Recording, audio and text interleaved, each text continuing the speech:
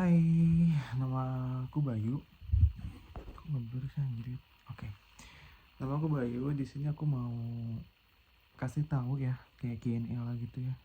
Yang jawab seputar working holiday visa.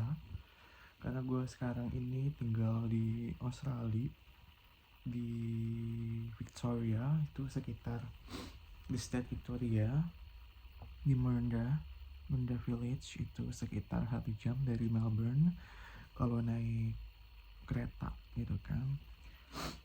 Nah, di sini gue menggunakan visa working holiday yang gue dapatkan itu tahun kemarin di bulan Oktober. Itu mulai pembukaan batchnya itu, dan grantednya itu di bulan Desember, which is itu 3 bulanan sih prosesnya. Tapi setelah proses dari lodge visa ke granted itu sekitar 1 bulan, satu bulan lebih 1 minggu pokoknya gitu. Nah, di episode kali ini gue mau cerita tentang Q&A. Soalnya gue pernah buat thread di Twitter.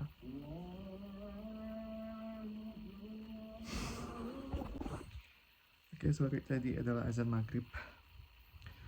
By the way, gue sebelumnya buat thread di Twitter kayak syarat dan langkah-langkah buat ngajuin working holiday visa, mulai dari dokumen segala macam itu ada. And then itu banyak banget DM yang gue terima dan juga tanya-tanya di kolom reply-nya gitu.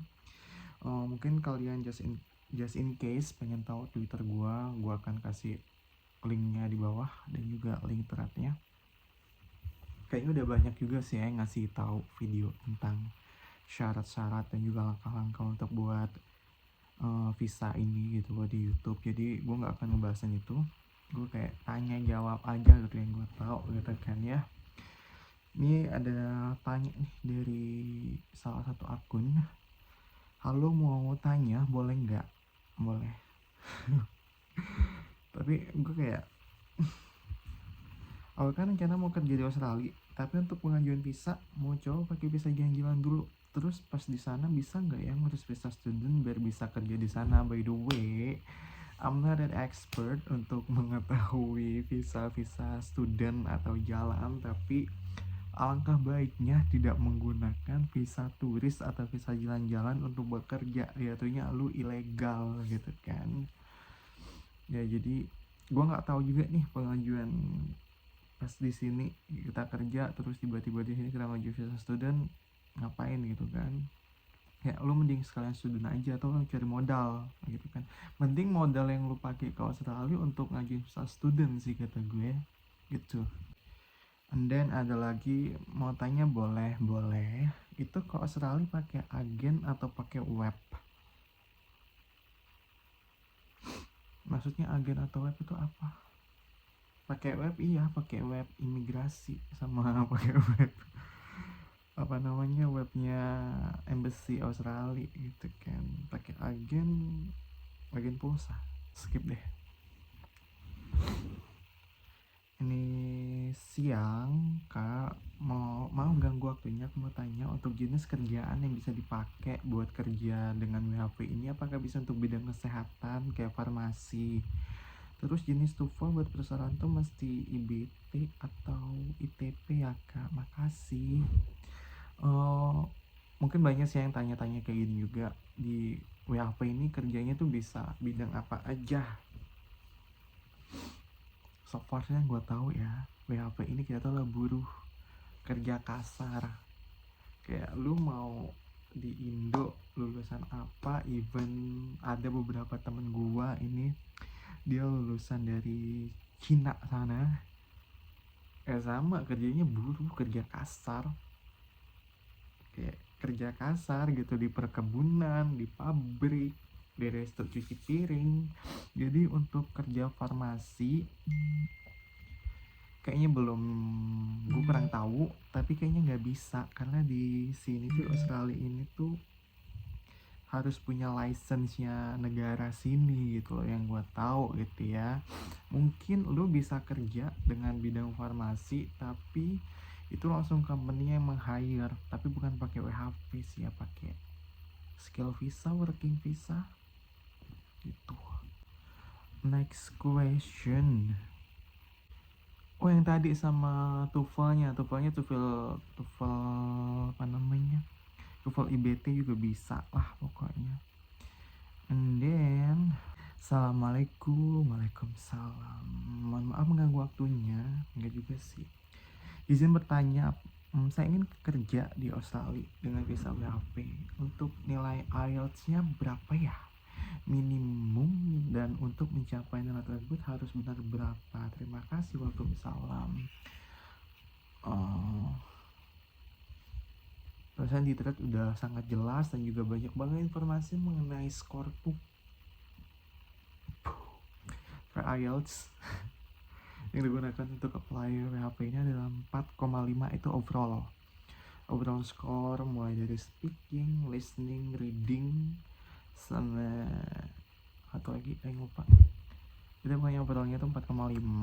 Betul berapa gue nggak tahu, pokoknya overallnya itu 4,5. Lu udah aman, lu bisa lolos insya Allah dah. Itu ya. Ada lagi, halo kak, aku boleh tanya, mungkin ada informasi tentang gimana proses kesana yang udah sampai sana, makasih.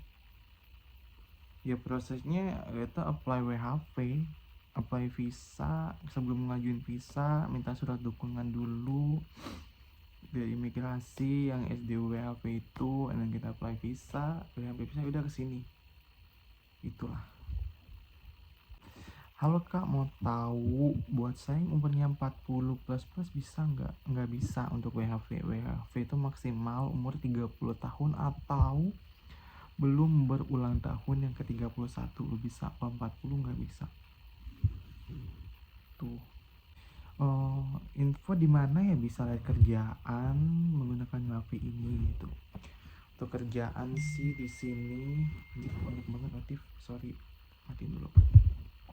Untuk kerjaan yang kita dapatkan di sini itu banyak banget, rata-rata online ya, mulai dari Seek, Indeed, Gumtree, Facebook group gitu-gitu, and then apa namanya, dari agent kayak AgriLabor gitu-gitulah, and then satu lagi door to door, atau kalian tuh kan tuh mau kerjain di resto gitu ya, yaudah kalian submit CV aja di resto gitu kayak langsung lah, sama info dari temen gitu. Semangat ya dan jaga kesehatan, amin, terima kasih.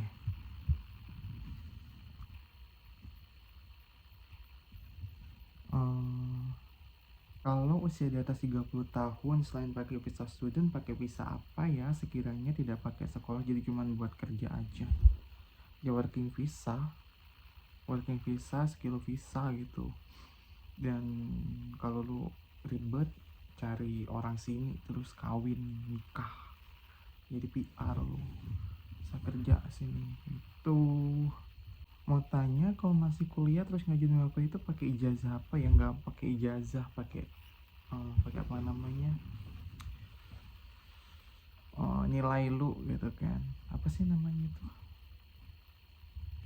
KRS ya, lupa gue anjir, padahal gue kuliah sekarang, tapi di itu di mana namanya, UT. Itu WHP itu buat umum, kan buat umum, siapa aja bisa pokoknya. Minimum lulusan D3, S1, S2, S3 boleh. Kalau kuliah boleh.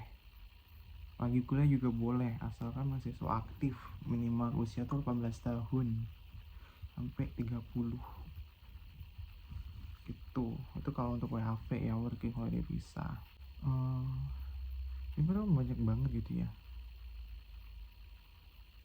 Ini satu lagi, gue pernah dapat info kan tentang yang HIV itu boleh atau enggak gitu. Setahu gue sih, yang waktu medical check up kemarin itu yang ditanya cuma soal hepatitis sama TBC doang. Kalau HIV gue juga pernah baca di grup, itu bisa dan aman, lolos gitu loh, dan dapat visanya. Terus dia ini nanya, apakah untuk akses ARV-nya bisa terjangkau, tolong respon. Untuk ARV gue kurang tahu ya. Eh, Saran gua sih ketika kalian medical check up ke dokternya itu kalian boleh tanya nih ke dokter, atau boleh tanya ke yang lebih tahu. Untuk itu gue kurang tahu sih ya. By the way, sehat selalu. Mau nanya dong, kalau pernah stay di Amrik lebih dari setahun terus mengajukan WHP di Aussie, SKCK Amrik perlu nggak? Soalnya kalau ngajuin PR katanya butuh SKCK dari negara pernah tinggal. Iya benar, benar banget, kalian butuh. Walaupun kalian 6 bulan pun tinggal di luar negeri, kalau mau ngajuin WHP itu kalian perlu SKCK dari negara tersebut. Soalnya temen gua, ini ada nih 2 temen gua waktu itu apply-nya barengan WHP. Dia tuh kuliahnya di Cina. Satunya mereka itu udah berapa kali apply gitu ya, tinggal lolos gara-gara yang pertama itu kalau nggak salah nggak lolos gara-gara mereka itu nggak ada SKCK Cina. Jadi embassy-nya Australia atau pihak imigrasi deh ya kalau nggak salah butuh SKCK-nya Cina sana, atau SKCK negara yang pernah kita tinggal sebelumnya gitu.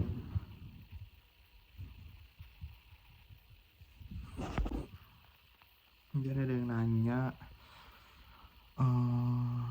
kalau mau masuk Aussie dan kerja harus punya deposit tabungan yang 1 juta, apa benar?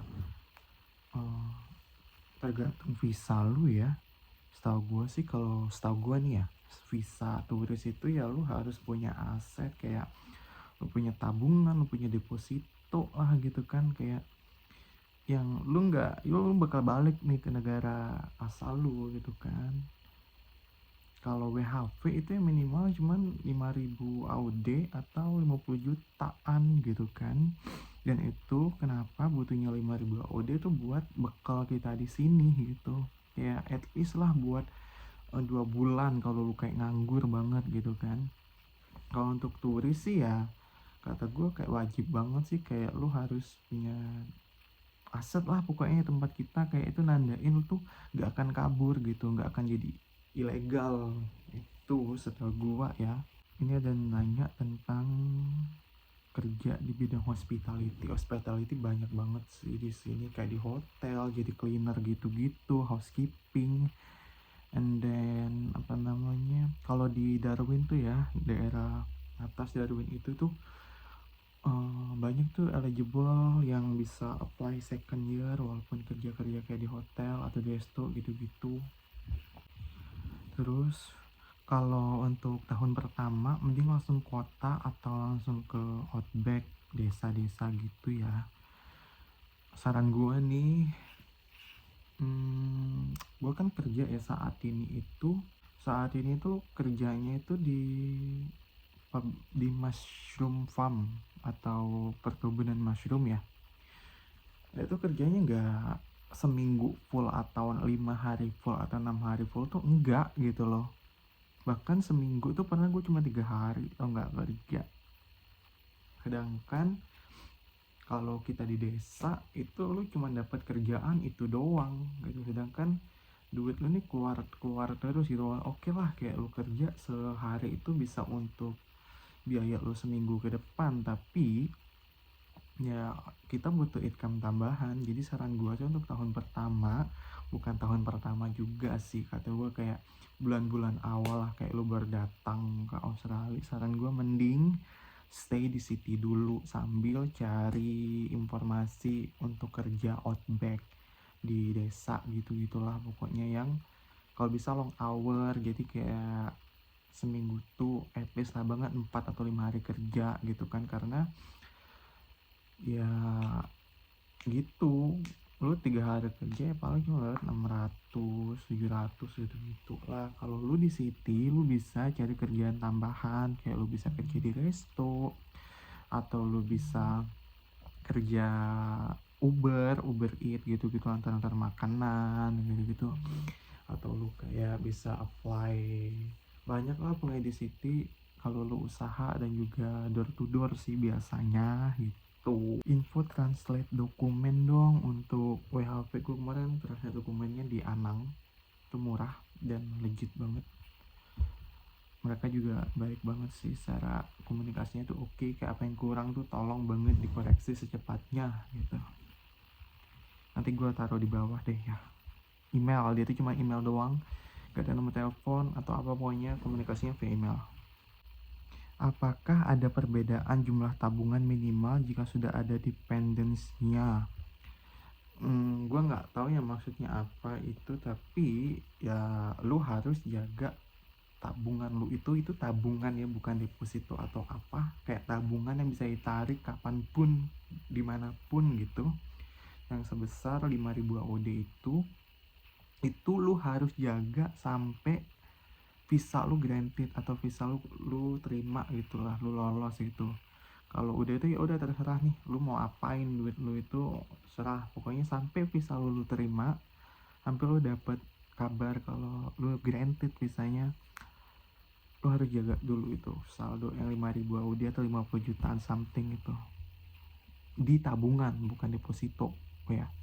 Jadi kayak deposito itu nggak bisa ditarik kapanpun, kalau tabungan tuh bisa lo tarik kapanpun gitu loh, dan dimanapun. Kalau deposito kan enggak tuh, ada jatuh temponya berapa bulan sekali, 1 bulan sekali, 3 bulan sekali gitu kan. Jadi katanya juga itu yang deposito tuh nggak bisa, nggak lolos karena duitnya nggak available setiap waktu gitu loh. Untuk IELTS ketentuan harus masih berlaku berapa lama, setahu gue sih IELTS 2 tahun ya. Dan rata-rata sih kebanyakan yang punya apa aja ngajuin WHP itu, jadi kayak 1 bulan itu sebelum apply dehnya IELTS dulu gitu, jadi nggak lama-lama lah. Waktu itu nunggu grantednya lama nggak kak, sampai berbulan-bulan? Nah makanya datang ke City atau gimana? Gua kemarin nunggu grantednya itu 1 bulan lebih 1 minggu pokoknya. Pertama kali datang ya langsung ke Melbourne gitu. Untuk visanya berlaku berapa tahun? Visanya berlaku 1 tahun, tapi bisa lo perpanjang di tahun kedua dan ketiga, tapi ada syarat lu harus kerja yang eligible untuk apply tahun kedua atau tahun ketiga. Itu kerjanya itu bisa cek di websitenya Embassy Australia yang eligible untuk apply tahun kedua. Itu biasanya di Outback ya, di Outback atau di regional lah bisa disebut ya, di antah berantah bisa dibilang, di desa, pokoknya desanya desa lah pokoknya. Tuh kayaknya segitu dulu ya apa namanya tanya jawab, soalnya pertanyaannya sama itu aja yang banyak gue jelasin semua. Jadi ya kalau ada pertanyaan lagi nih ya di apa namanya di video ini, please banget leave komen di bawah, tinggalin pesan di bawah komentar. Dan kalau ada yang salam, sorry, mohon maaf banget, karena ya sepengetahuan gue kayak gitu sih. Mungkin kalian bisa cari informasi di tempat lain juga atau kira-kira tahu, dan mohon koreksi juga di bawah. So thank you so much for watching, bye.